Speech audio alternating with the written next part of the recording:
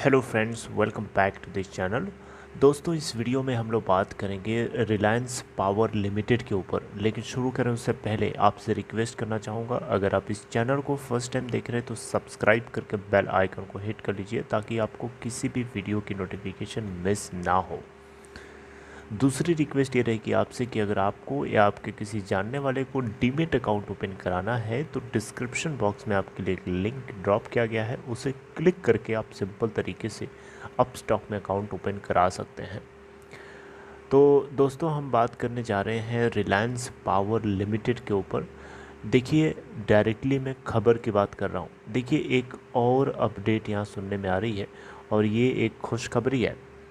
देखिए, Reliance power limited, Reliance Dhiru भाई ADAG, Reliance ADAG group का एक बहुत ही इम्पोर्टेंट पार्ट है, एक बहुत ही इम्पोर्टेंट कंपनी है। इवन ये कंपनी प्रॉफिट मेकिंग कंपनी है और ये कंपनी का डेट कम करना रिलायंस एडीएजी ग्रुप के चेयरमैन अनिल धीरू भाई अंबानी के मानो सर के ऊपर सवार हो चुका है। यानी अनिल अंबानी पूरी तरीके से तैयारी बना चुके हैं कि रिलायंस पावर लिमिटेड के कर्जे को हर हाल में ख़त्म करना है ताकि क्वार्टरली प्रॉफिट बुक किया जा सके। देखिए, रिलायंस पावर लिमिटेड के पास अभी भी अगर आप देखें तो लगभग 24,214 करोड़ रुपए का कर्जा मार्च के एंड होते होते था, लेकिन उसमें कुछ फाइनेंशियल ईयर 2021 के अंदर इन्होंने कुछ चुकाया, जिसके बाद फाइनली अगर आप देखें यहाँ पे तो अभी भी कंपनी के पास 20,625 करोड़ रुपए का लगभग कर्जा बचा हुआ है। राइट। तो देखते हैं कि आगे आने वाले कुछ टाइम में, कुछ महीनों में बहुत बड़े बड़े लक्ष्य रखे गए हैं, बहुत बड़े बड़े गोल हैं इनके, और वो देखते हैं कितना मटेरियलाइज होता है। देखिए, सिचुएशन जैसे चल रही है ऐसा लगता है कि ये मटेरियलाइज ज़रूर हो जाएगा और finally Reliance power limited debt free company बन जाएगी। देखिए, यहाँ पे एक आपके साथ नई अपडेट जो है शेयर करना चाहता हूँ। देखिए, Reliance Power in talks with investors to pare external debt by 79% to 300 crore. देखिए, रिलायंस पावर लिमिटेड जो है इंटरनेशनल इन्वेस्टर्स के साथ एक क्लच ऑफ इंटरनेशनल इन्वेस्टर्स, शब्दों के ऊपर ध्यान दीजिएगा। क्लच ऑफ इंटरनेशनल इन्वेस्टर्स यानी ये इन्वेस्टर्स के एक छोटे छोटे समूह, ग्रुप से बात करने की कोशिश कर रहे हैं ताकि इनका जो एक्सटर्नल डेट है, जो कि लगभग 1400 करोड़ रुपए के आसपास है, उसको घटा करके 300 करोड़ रुपए या उस जो है 1400 करोड़ रुपए से 79% जो है रिड्यूस करना चाहते हैं। ज़रा सेंटेंस के ऊपर ध्यान दीजिएगा, मैं पढ़ रहा हूँ। Continuing its efforts to reduce debt, Anil Dhirubhai Ambani group Reliance Power has initiated talks with a clutch of international investors to reduce its external debt by 79% to 300 crore. 1400 crore से घटा करके 300 करोड़ तक ले आना चाहते हैं, यानी 79% का रिडक्शन करना चाहते हैं अपने एक्सटर्नल डेट के अंदर, जिसके लिए इंटरनेशनल इन्वेस्टर्स से काफ़ी क्लोजली बातचीत चल रही है। राइट।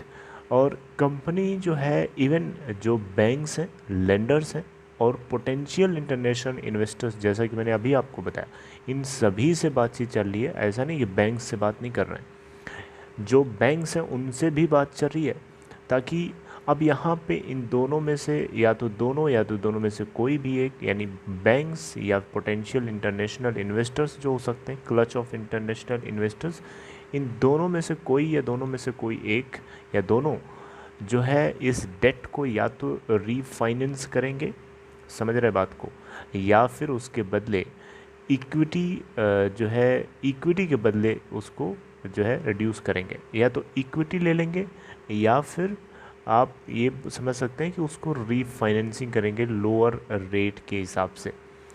और ये जो डिसीजन है promoter company Reliance infrastructure limited का, कि रिलायंस पावर लिमिटेड की बैलेंस शीट को स्ट्रेंथन करना, ये कहीं न कहीं जो इंटरनेशनल इन्वेस्टर्स हैं उन सभी के कॉन्फिडेंस को बूस्ट कर रहा है। उनका कॉन्फिडेंस लेवल यहाँ से हाई हो रहा है कि promoter company Reliance infrastructure limited Reliance power limited के डेट को सिग्निफिकेंटली काटने के लिए, रिड्यूस करने के लिए कोशिश कर रही है और ये काफ़ी इसके लिए प्रतिबद्ध है, यानी कंफर्म्ड है, पूरी तरीके से उसके ऊपर लगी हुई है कि वो पीछे नहीं हट सकती है। मेरी बात को समझ रहे हैं ना? शब्दों के ऊपर ध्यान दीजिए और थोड़ी भावनाओं को भी समझने की कोशिश करिए। एक्चुअली में ना कुछ हर वर्ड्स को उतना अच्छे से फील नहीं कर पाता है इंसान, शब्दों के ऊपर सब कुछ होता है। आपको थोड़ा सा समझना पड़ेगा फीलिंग्स को कि मैं क्या बताना चाह रहा हूँ। मेरा मतलब ये है कि रिलायंस इंफ्रास्ट्रक्चर लिमिटेड के इस जो कदम अभी लिया है रिलायंस इंफ्रास्ट्रक्चर लिमिटेड ने, आपको पता है ना, इक्विटी इशू करी गई है आर पावर की तरफ से अपने प्रमोटर कंपनी आर इंफ्रा के अंदर। तो ये स्टेप कहीं ना कहीं जो इंटरनेशनल इन्वेस्टर्स हैं उनको बूस्ट करता है, उनके कॉन्फिडेंस को, ये इस कंपनी के अंदर मनी को पंप इन करें। अब यहाँ पे एक चीज़ और पता चल रही है कि इस प्रोसेस के लिए ऐसा भी हो सकता है कि कंपनी जो है ये भी सोच रही है कि ये अपने विंड एसेट को मोनेटाइज करके 200 करोड़ रुपए का अमाउंट पेयर कर सकें। यानी कंपनी के पास अभी अगर हम देखें तो विंड एसेट में 45 मेगावाट का विंड पावर प्रोजेक्ट है संगाली के अंदर, महाराष्ट्र के अंदर। समझ रहे हैं? This will bring down interest cost by 280 crore per annum, right. और कंपनी जो है ये the company has been on debt reduction drive for last few months. Its debt has reduced by 15% to 20,625 crore in financial year ended March 31st against 24,214 crore in previous year. यानी मार्च 31 2020 के and होते होते इनका 20,625 करोड़ का कर्जा रह गया है। अब आने वाले फिस्कल ईयर 2020 जो अभी फिस्कल ईयर 2020 हमारा कौन सा चल रहा है, 2 चल रहा है। फिस्कल ईयर 2022 के एंड होते होते ये काफ़ी रिड्यूस करना चाहते हैं अपने कर्जे को। यहाँ देख सकते हैं 3200 करोड़, जी हाँ 3200 करोड़ के टारगेट करोड़ के कर्जे को कम करने का टारगेट लेके चल रही है company and at the end of this financial year. अगर हम बात करें डेट टू इक्विटी रेशियो, तो आपको पता है कंपनी जो है डेट टू इक्विटी रेशियो को 1.80:1 का लेके आना चाहती है। अगर हम बात करें इनके डेट टू इक्विटी रेशियो के इम्प्रूवमेंट की, तो 2.08:1 का हो गया था फिस्कल ईयर 2021 के अंदर, अगेंस्ट 2.41:1 का था फिस्कल ईयर 2020 के अंदर। यानी फिस्कल ईयर 2020 के अंदर 2.4:1 का इनका डेट टू इक्विटी रेशियो था, जो इम्प्रूव होकर के 2.08:1 का रहा फिस्कल ईयर 2021 के अंदर। और फिस्कल ईयर 2022 जो कि चल रहा है, इसमें ये लेके आना चाहते हैं 1.80:1 का। तो जितना डेट टू इक्विटी रेशियो कम होगा उतना ही इनके लिए बढ़िया है, राइट। देख सकते हैं न्यूमरेटर में डेट होता है, इक्विटी नीचे होती है। डेट जितना कम होगा उतना ही डेट टू इक्विटी रेशियो कम वैल्यू रखेगा, जो कि अच्छी बात है। प्रमोटर स्टेक की बात करें तो कंपनी के अंदर आपको पता है अगर 1325 करोड़ अमाउंट को रेस कर लिया है कंपनी ने इशूइंग प्रेफरेंशियल शेयर्स और वारंट्स को। तो आफ्टर इशूइंग मतलब वारंट्स को अगर कन्वर्ट कर लिया जाएगा इक्विटी शेयर में, उसके बाद अगर हम देखें, और ये 1325 करोड़ जो इक्विटी शेयर्स इन्होंने रेज़ किए हैं, इसके बाद अगर हम देखें तो प्रमोटर की जो होल्डिंग है 38% की हो जाएगी।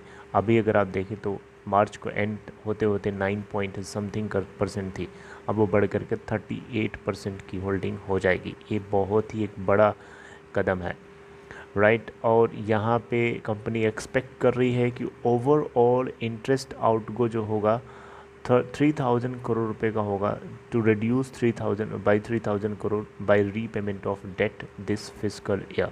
मैंने ये चीज़ आपको पहले ही इधर बताई है कहीं। ओके,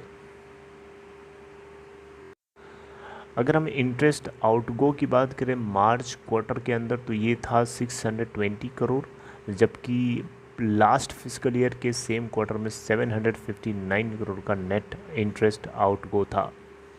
ठीक है, और ये हायर साइड पे है और डेट रिडक्शन जो है ड्राइव है वो बिल्कुल सही डायरेक्शन में चल रही है, एनालिस्ट का ऐसा मानना है। आपको पता होना चाहिए रिलायंस पावर लिमिटेड के पास ऑपरेटिंग पोर्टफोलियो की जो साइज़ है 5945 मेगावाट की है, जो कि कोल, गैस, हाइड्रो और रिन्यूएबल एनर्जी चारों से मिला करके बनी हुई है। राइट, उसके बारे में मैंने आपको कई दफ़े बताया है तो आपको पता होगा, तो मैं आपको उतने पे छोड़ रहा हूँ। बाकी ये पूरी अपडेट आपको मैंने स्लो मोशन में बताने की कोशिश करी ताकि आपको अच्छे से समझ में आए। Right, so if you like this information completely, please give a big thumbs up and take care friends. See you next time, next video.